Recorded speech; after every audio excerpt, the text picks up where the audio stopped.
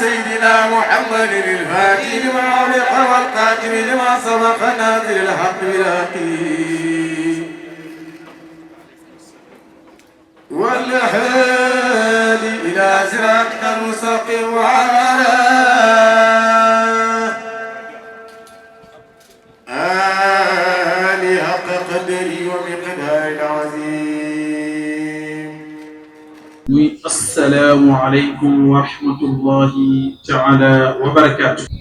suñu sëriñ suñu kilifa suñu wéyjur mooy sëriñ Ismaïl Ibrahim Khoroja Ka di ko jox wàccuwaayam. tey nag lu tax ñi daje fii dañoo fas yéene waxtaanee fadailu Ramadan mooy ngëneelu koor. ku ñu koy defal mooy sëñ Ismaïl Ka. kon ni ñu koy faral di waxee koor moom lépp ay ngëneel, weer bi ngëneel la, bis yee ngëneel la, guddi yee ngëneel la, lépp ngëneel la. as-sawmu lii nee na koor man yàlla maa ko moom wa ana ajzi bihi. as-sawmu lii wa ana ajzi bihi,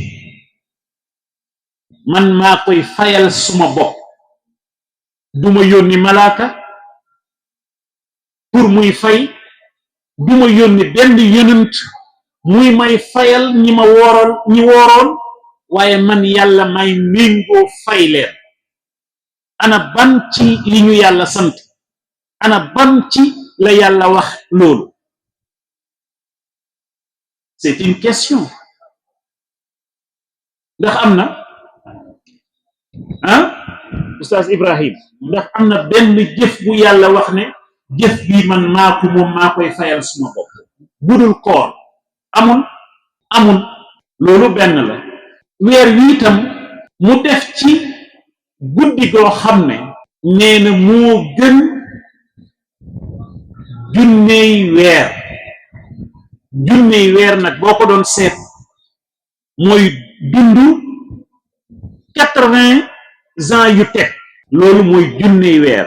yéen ñi mën a calculer, su ngeen ko calculer da ngeen gis ne juróom-ñett fukki at yu teg, dund juróom-ñett fukki at yu teg yàlla ndaxañal na ko xeetaw yonti yàlla Muhammad sallallahu alayhi wa sallam ci weer wii. bokk na loolu ñaar la.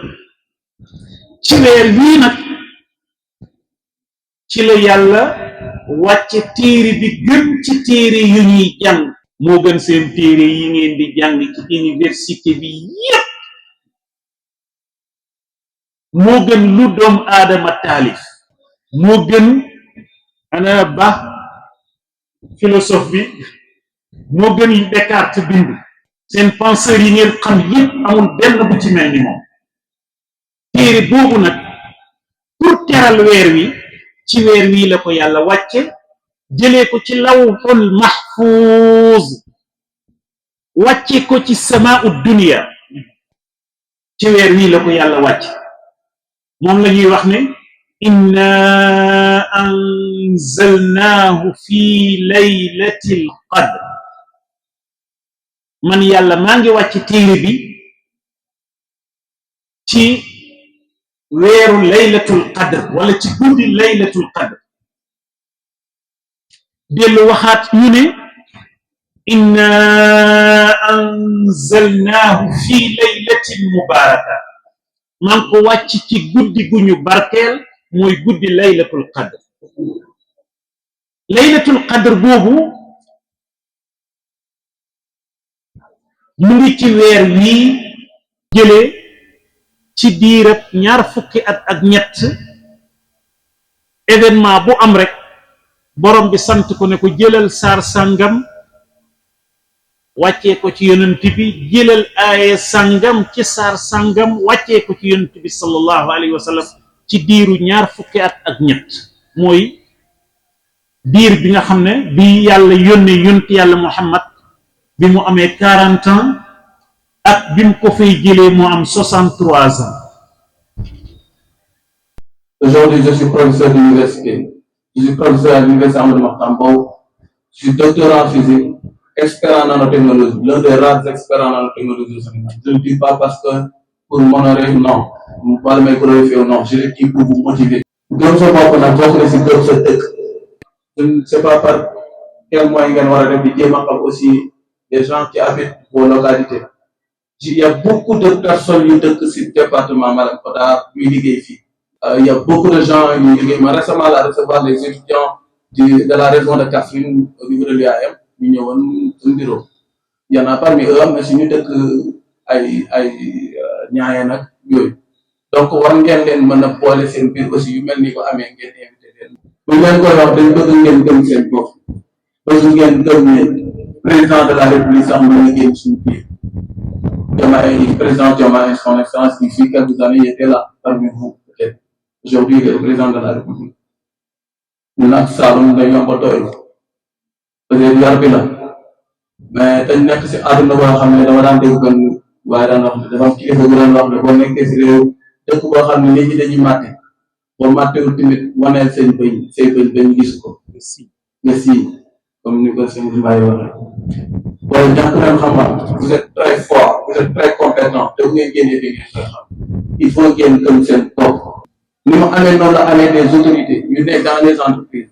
Donc c'est pour vous dire que nit ñi ñu ngi fi bu ngeen demee vers eux bu ngeen jéem a xamante gars yi amul benn difficulté pour ñëw yi ça me fait toujours plaisir de venir man je sais que su ko centaine yéegoon day ñëw et j'en connais d'autres yoo xam ne bu ñu ko yéegoon dañuy ñëw c'est ce qu'on vous conseille yéen jigéen ñi nag lay wax nous voulons des ministres nous voulons des professeurs d'université nous voulons des ingénieurs.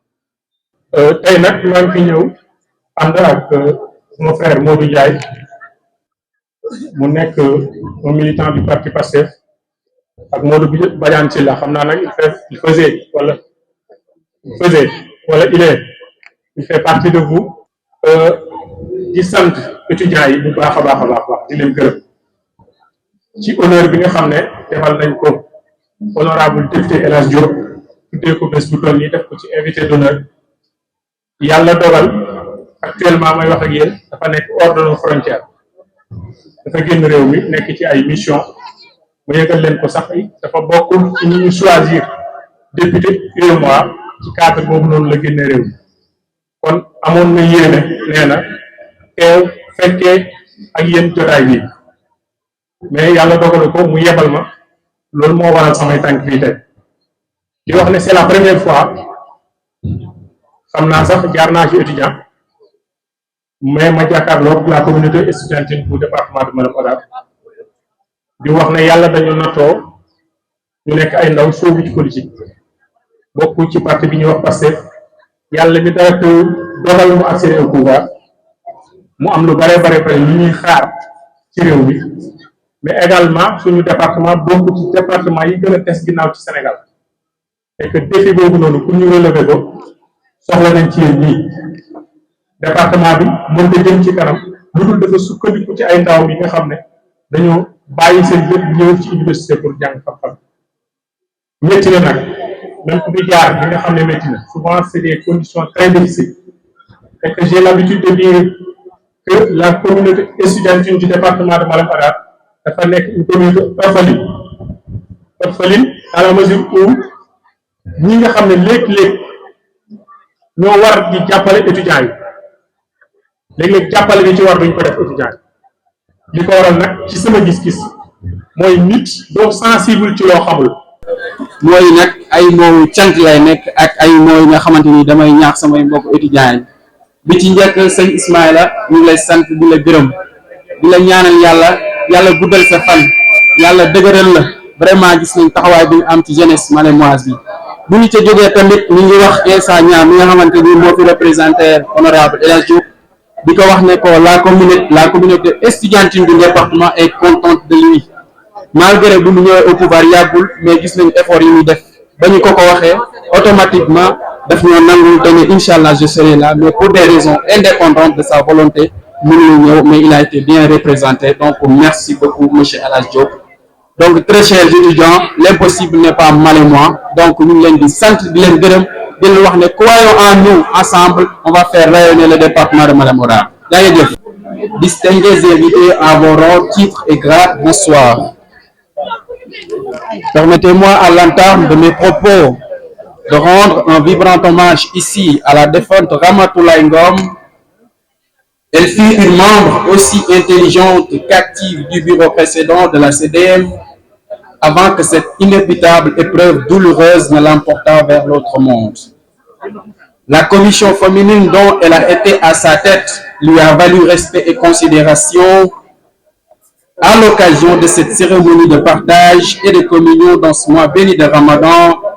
Nous prions qu'Allah subhanahu wa ta'ala puisse l'accueillir dans ses jardins paradisiaques. En outre, c'est avec un honneur doublé de plaisir que je prends la parole devant cette auguste assemblée, non seulement en tant que la personne morale de cette structure, mais également en tant que jeune aspirant au développement de notre très cher Malem Hodar. Je suis très honoré de nous voir réunis dans un cadre aussi constructif que cohésif. Ce don de Ndogou n'est pas seulement un moment de retrouvailles pour nous, notre communauté, mais c'est aussi une occasion pour nous de partage, de communion et tant d'autres. Chers camarades, la CDM, au-delà d'être une association qui prône l'excellence, qui se voit en tant qu'acteur principal pour le renforcement de la cohésion sociale, c'est ainsi que nous avons eu l'idée d'organiser cette activité en présence de nos autorités locales et de nos guides religieux. Ceci est loin d'être une activité folklorique, parce que c'est l'occasion pour eux de découvrir ce qui se cache derrière nous, ces rideaux d'une apparence luxueuse. Je vous rappelle tous à l'union à cultiver la solidarité estudiantine, celle qui a toujours été la clé de notre identité. Si nous le faisons, l'étudiant malémois continuera toujours à s'épanouir dans l'espace universitaire. Notre bureau est prêt à toute collaboration qui aboutirait au bien-être des étudiants de notre localité. Notre thème d'aujourd'hui porte sur les bienfaits du Ramadan, une occasion pour nous d'apprendre ou de mieux maîtriser, d'approfondir nos connaissances religieuses. Je ne suis pas spécialiste de la matière, mais je suis persuadé que notre très cher guide Serigne Ismaïla en a parlé plus que nous en savons. Auguste Assemblée, si nous en sommes là, c'est parce qu'il y a derrière nous un homme qui s'est rendu disponible pour nous soutenir. Honorable député, malgré votre agenda chargé, vous vous êtes mis à notre disposition rien que pour notre satisfaction, tout en appuyant moralement et financièrement. Un tel acte restera gravé dans les annales de la CDM et en particulier ceux de notre gestion. Soyez-en vivement remerciés. Nos vifs remerciements vont à l'endroit de Serigne Ismaïla Ka. En toute modestie, vous avez accepté d'être notre conférencier et sans votre disponibilité, la réussite de cette journée serait un défi.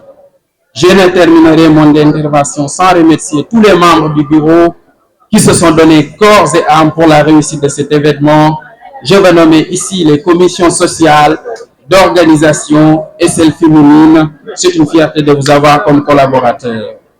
À tous les étudiants du département de Malem Hodar, recevez mes sincères remerciements d'avoir rendu cette journée si spéciale. Votre présence a rendu l'événement si chaleureux et spécial. Je vous souhaite de passer une très bonne soirée.